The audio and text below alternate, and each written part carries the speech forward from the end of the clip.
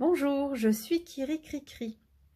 Aujourd'hui, je ne vous propose pas de tuto de montage, mais je souhaitais apporter des réponses, notamment à une demande de Pascal sur comment je procède pour coudre les modèles 3D directement sur les cartes support.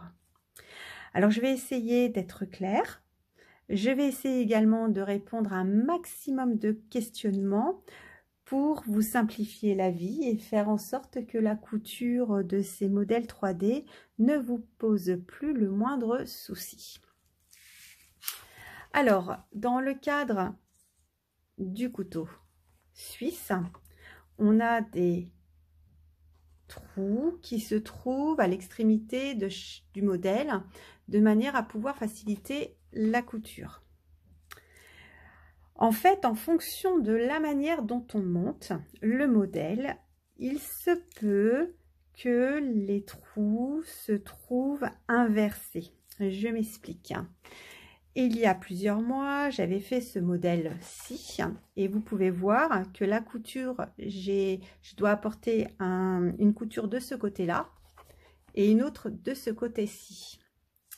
Or, lorsque je vous ai présenté le tuto de montage du couteau suisse, j'ai inversé le côté des trous.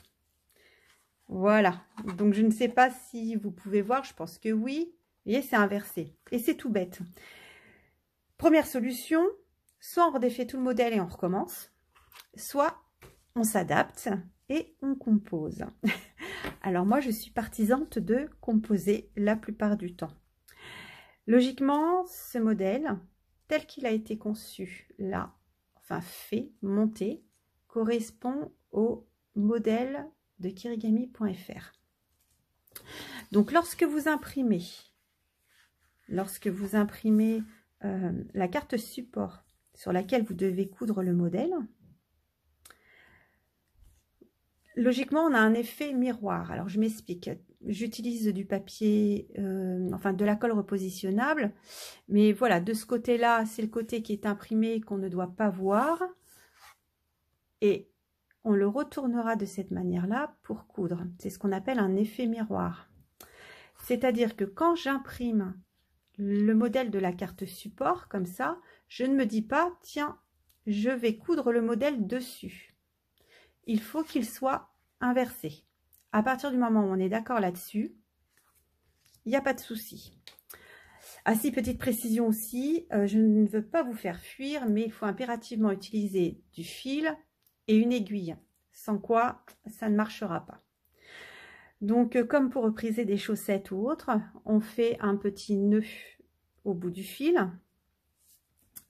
Et ce que j'aime bien faire, c'est repasser mon aiguille au préalable dans les trous pour bien les marquer, parce que fait avec le scalpel, parfois on n'appuie pas assez ou ils sont pas très visibles, surtout lorsqu'on les retourne. Voilà, donc je vais le coudre dans ce sens-là. J'espère que vous voyez les points de couture, voilà, des deux côtés. Nous avons le trou ici.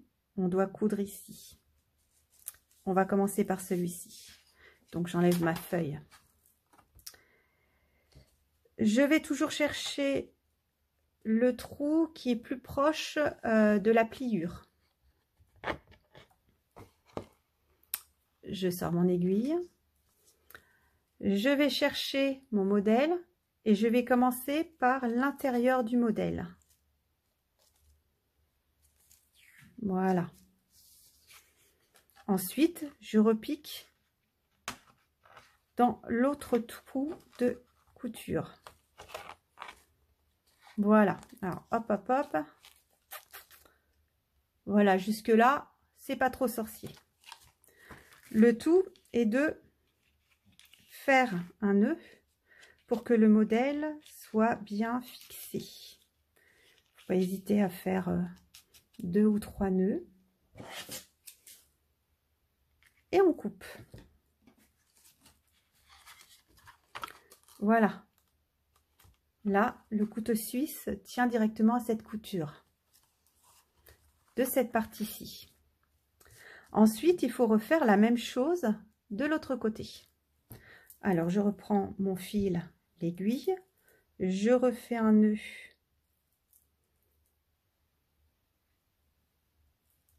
comme le premier. Voilà.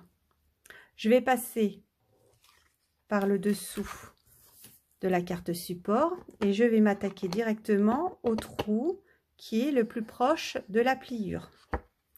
Je sors mon aiguille. Alors, je tourne le papier, mais ensuite toujours. Je vais passer mon aiguille à l'intérieur du modèle 3D. Je ressors mon aiguille. Et hop, je repasse dans la carte support.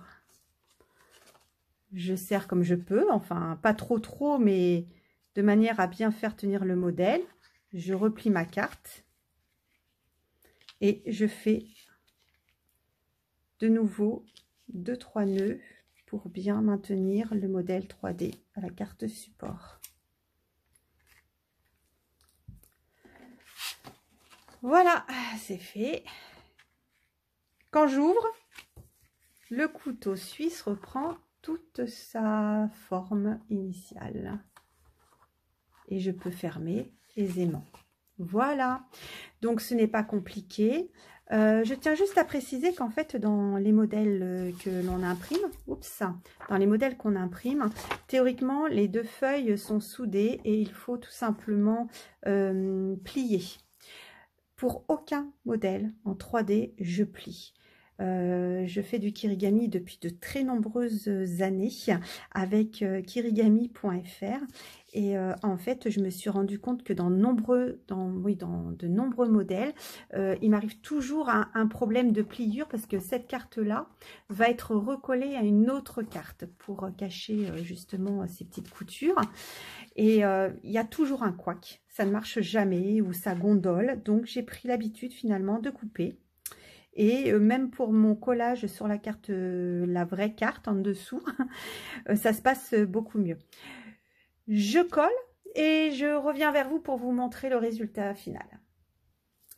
Bon, finalement, je vais jusqu'au collage pour aller jusqu'au bout du modèle avec vous. Donc voilà, le modèle 3D cousu. La colle,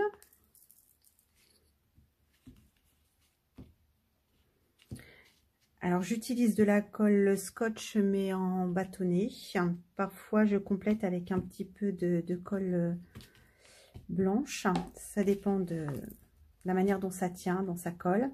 Donc je veille à ce que ça soit, voilà, que les deux parties soient bien l'une contre l'autre, très proche de la pliure de la carte.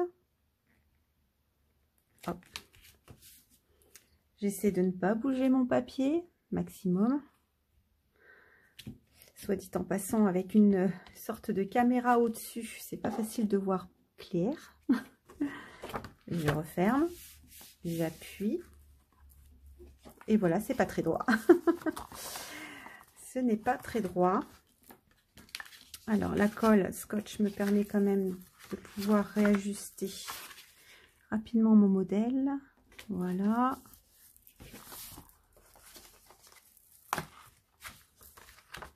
Hop.